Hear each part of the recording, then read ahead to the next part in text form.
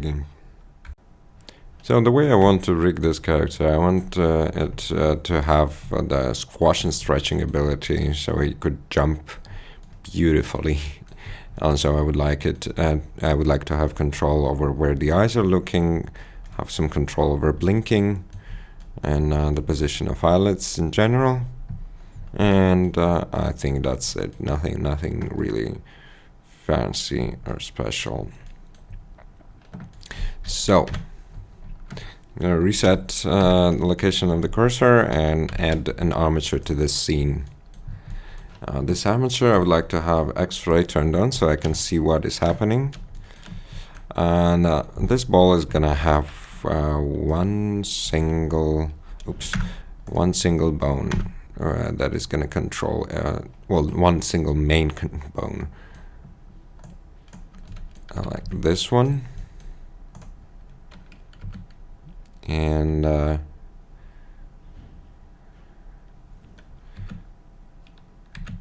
wait, I'm gonna extrude one bone from here, one bone from here, and these are both just helper bones, so that's why I'm gonna press Ctrl P and Alt P and press disconnect bone.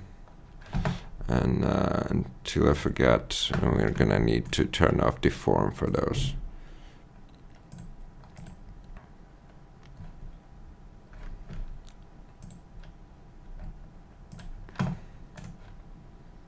Yes.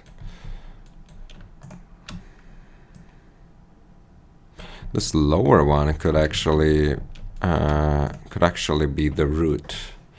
So what I'm gonna do, I'm gonna reverse the parenting, and I'm gonna make this spine bone linked to that one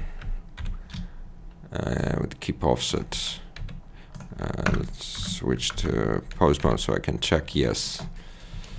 And this one should not be linked to clear parent. Yes, like that. This one.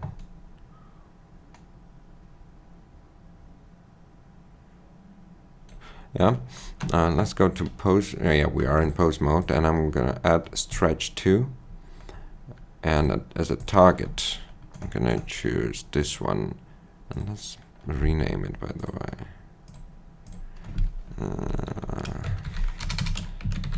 Stretch. This one is going to be spine, and then this one is root. So I'm going to choose stretch aim here, and we get the action that we need. This is squash and stretching. Just not sure if I want to make them independent. You know what? I'm gonna add one more bone. Let's go to edit mode, and I'm gonna add one more bone. No selection. And this is gonna be our root, just in case we're gonna, if we need a root bone, it's always best to have one. I'm gonna connect them to it, so that way we have this bone that can move these two. Now let's get to the eyes.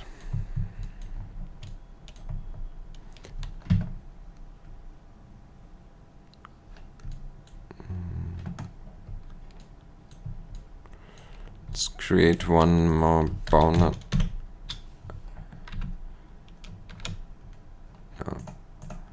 In edit mode. Adding this bone, and I would like to place it in the center of the eye. And just by following the topology, I can see the center of this sphere. At least I hope I can.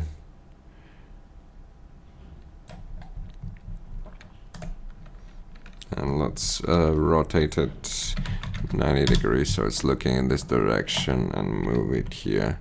Oh. Oh, we're in pose mode. That's just perfect, isn't it? Now we should place that in the edit mode.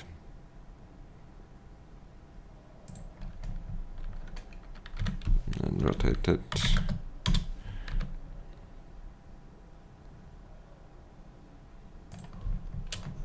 Just gonna put it here and we'll see what happens. Let's make it a little bit smaller.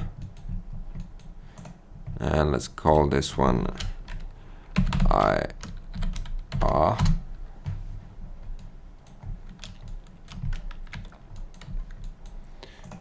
And we're gonna need to, can I, nope.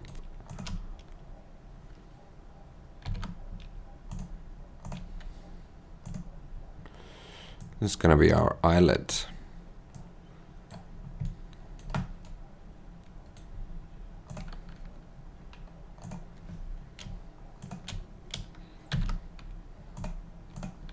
And this is gonna be our lower eyelid.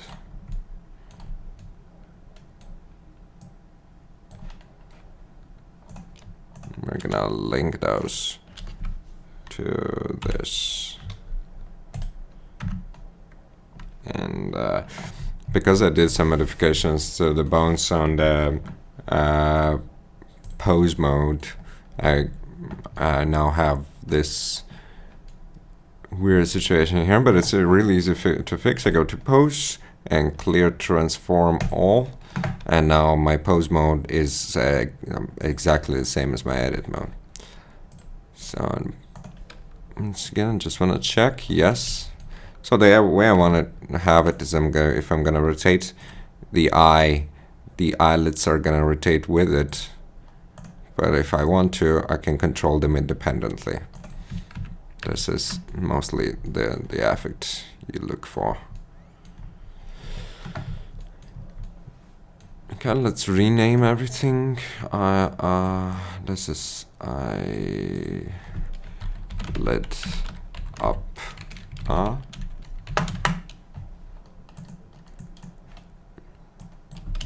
And this is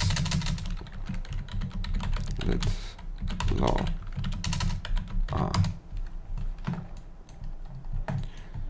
Don't think I need any other bones here, so I'm just gonna copy these to the other side. So the way I'm doing it, pressing Shift D to duplicate the object, pressing S to start scaling, press X to limit the scaling to X-axis, and typing it -1 on my keyboard so that the scaling happens, so it mirrors the object. And we're gonna do flip names on that, so we have IL on that. And I almost forgot that I would like to link all of that to this bone.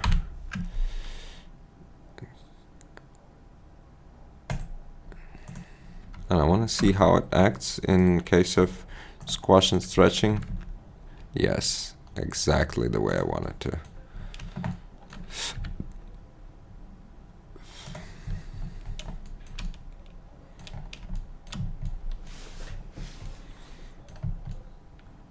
Okay, we're ready to skin.